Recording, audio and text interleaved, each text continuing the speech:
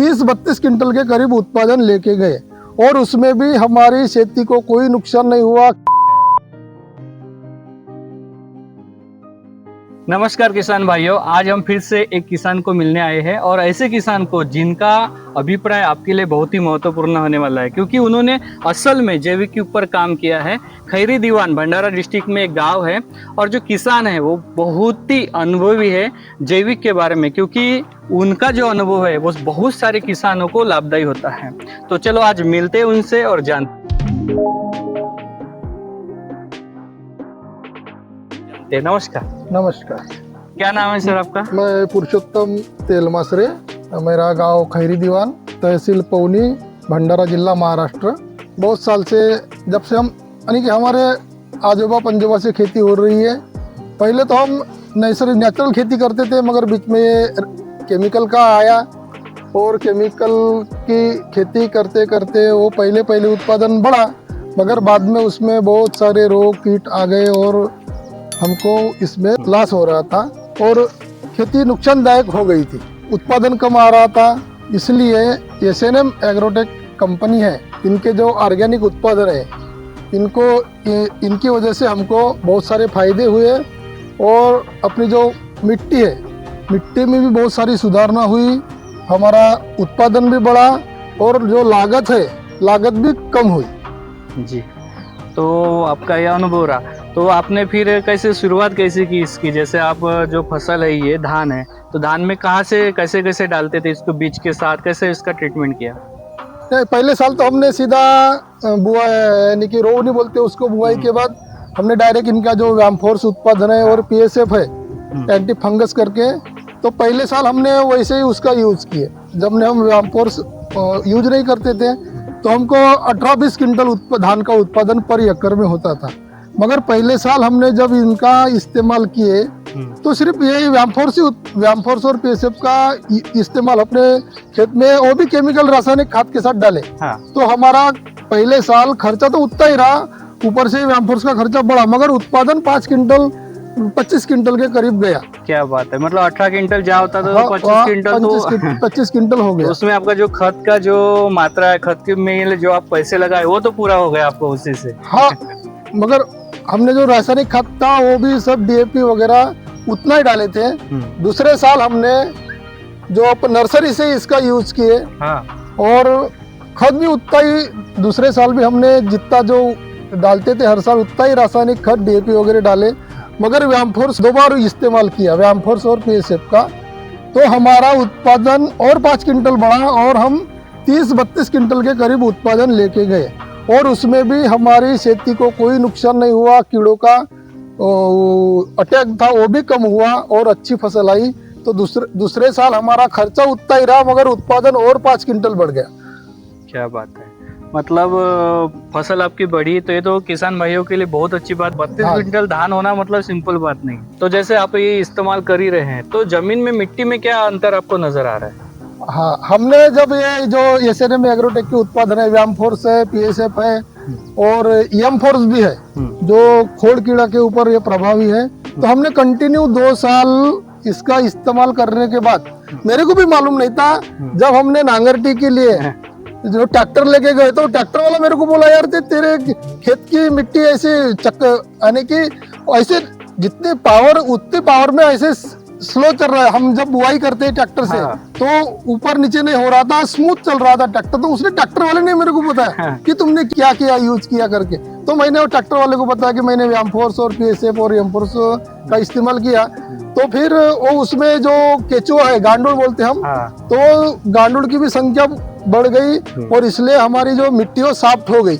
चिकल करना पड़ता है धान की खेती में। हाँ। तो उस वक्त भी ट्रैक्टर को उतनी ताकत नहीं लग रही थी, काम अच्छा हो रहा था, उसका डीजल की खपत भी कम हुई और हमारा काम भी अच्छा हुआ। तो इसलिए इस उत्पादन से तीसरे साल जब हमने ये इस्तेमाल किया तो हमने 25% जो रासायनिक खाद है का इस्तेमाल कम किया, 25% उसका यूज हमने कम कर दिया। तो हमारा व्यामफोर्स इस्तेमाल का जो खर्चा है वो खाद कम मात्रा में डाले, इसलिए हमारा खर्चा अब धीरे धीरे कम हो रहा है और ये इसका ये बहुत सारे फायदे, मिट्टी भी दुरुस्त हो रही है और अपनी फसल भी ज़्यादा आ रही है, अच्छी हो रही है और इसमें कीटों का प्रभाव भी कम हो रहा है। अभी जैसे बहुत सारे लोग बोलते हैं कि मेरी जमीन हार्ड हो गई, कड़क हो गई, उसमें ट्रैक्टर नहीं घुसता है, तो मतलब ये तो बहुत अच्छा आपको रिजल्ट मिला, क्योंकि हम तो लोगों को बताते हैं, लेकिन आपका जो लाइव अनुभव है ये हमारे लिए बहुत अभिप्राय है। अब इसमें और एक पूछना चाहूँगा मैं कि जैसे लोम थी, धान था, बहुत सारे लोगों ने बोला कि हरा ही रह गया, और किसी ने बोला कि ये अच्छा हुआ, लोम अच्छी बनी, तो आपका जो धान है तो लोम के ऊपर क्या असर पड़ा? यह व्यामफोर्स का जो उत्पादन है इसकी विशेषता ये है कि हम बुआई के बाद समझो एक 8-10 दिन में इसका इस्तेमाल खेत में छिड़काव कर देते हैं खाद के साथ। तो समझो हमने खाद का छिड़काव करने के 20-25 दिन बाद उसकी जो हरापन है वो कम हो जाता है। मगर अगर हमने व्यामफोर्स का यूज किया तो कंटिन्यू उसको पीलापन आता ही नहीं, वो ग्रीननेस जो है, वो जो डार्क ग्रीननेस है वो कंटिन्यू रहती है। इसका एक फायदा है, इसलिए जो अपना पौधा है धान की जो ग्रोथ है वो कंटिन्यू सरी की होती है, और अच्छी ग्रोथ होने की वजह से उसकी जो लोम है वो अच्छी होती है, उसमें दाने भी ज़्यादा आते हैं और दाने 100% पक्व हो जाते हैं। उसमें जो फलपना नहीं रहता, उसको अपन बदल बोलते हैं हमारी भाषा में, वो बदल कम रहता है और 100% जो अपनी लोम है वो भर जाती है, इसलिए उत्पादन बढ़ जाता है। इसलिए आपको उत्पादन जो 35 क्विंटल बोल रहे हैं, तो ये तो आविष्कार है लोगों के लिए, तो ये बहुत अच्छी बात हो गई। तो इसमें मुझे और एक चीज़ थी कि जो जड़ें थे, हमारा जो माइक्रोराइजा स्पेशल कंटेंट होता है वो क्या करता है, जड़ों के ऊपर काम करता है, वाइट जड़ें बढ़ाता है। तो आपसे जानना चाहता हूँ मैं कि जो आपकी धान थी, धान में जब आप उसको खींचते हैं तो उसके जड़ें आपने कभी गिनी या वो क्या बदला हुआ, आपको कुछ नजर आया? तो जो माइक्रोराइजा का यूज से यह होता है कि इसमें जो सफ़ेद जड़ें हैं वो 50% के ऊपर बढ़ जाती है और लंबी भी हो जाती है। यानी कि अगर हम वो ऊपर तक दिखते हैं, अगर ऐसे अपने खेत में देखें तो पानी के ऊपर वो सफ़ेद जड़ें आपको दिख जाएंगी। अगर आपने व्यामफोर्स का यूज नहीं किया तो वो दिखती नहीं है, मगर व्यामफोर्स के यूज के बाद आपको ऊपर मिट्टी के ऊपर भी सफ़ेद जड़ें दिखनी चालू हो जाएंगी। ये मेरा अनुभव है और मैंने खुद देखा भी है। और जमीन में भी वो अच्छे तरीके से फैलता नजर आ रहा है अभी आपने। जड़ें, और इसलिए जो सफ़ेद जो अपना फसल को जो सफ़ेद जड़ों से ही अन्न द्रव्य का सप्लाई होता है, उसके द्वारा ही वो जब मिट्टी से जो लगता है उसको अन्न आहार उसी से सफ़ेद जड़ से ही लिया जाता है।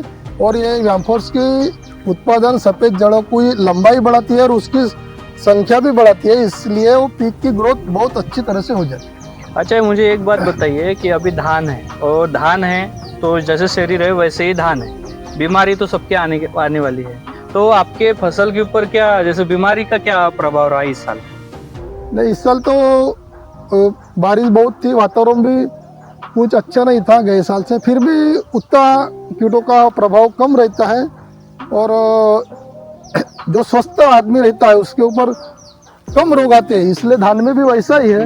अगर अपना धान स्वस्थ रहा तो उसके ऊपर कीटों का प्रभाव होता तो है, मगर बचाव करना मगर कम प्रमाण में होता है। अगर बीमारी कम आ गई तो स्वस्थ जो रहता है तो उसका उत्पादन ऑटोमेटिक ही अच्छा हो जाता है और रोग प्रतिकारक जो शक्ति है वो बढ़ गई है ना, उसकी बढ़ जाती है। अच्छा, मुझे एक और सवाल पूछना था कि जैसे आपने अभी बताया है कि केमिकल आप इस्तेमाल करते हैं और अभी जैविक का भी इस्तेमाल कर रहे हैं, एसएनएम एग्रोटेक के प्रोडक्ट का भी इस्तेमाल कर रहे हैं, तो इस दोनों में आपको जैसे अदर लोगों को, अदर किसान को बताना है तो इसका इस्तेमाल कैसे करना चाहिए, या रासायनिक का जो उनको खपत लग रही है या इससे प्रादुर्भाव भी होते, ये भी सबसे छुपा नहीं है, तो ये सब में वो कैसे इस्तेमाल करे जैविक का, और वो कैसे फायदा ले इसका, या खर्चा भी कैसे कम करे, बचाए, वो भी बताए। ये जो एसएनएम एग्रोटेक के उत्पादन है, व्यामफोर्स, एमफोर्स या पीएसएफ फोर्स जो है जी, इनकी विशेषता ये है कि हम जो रासायनिक खाद है उसके साथ यूज कर सकते हैं।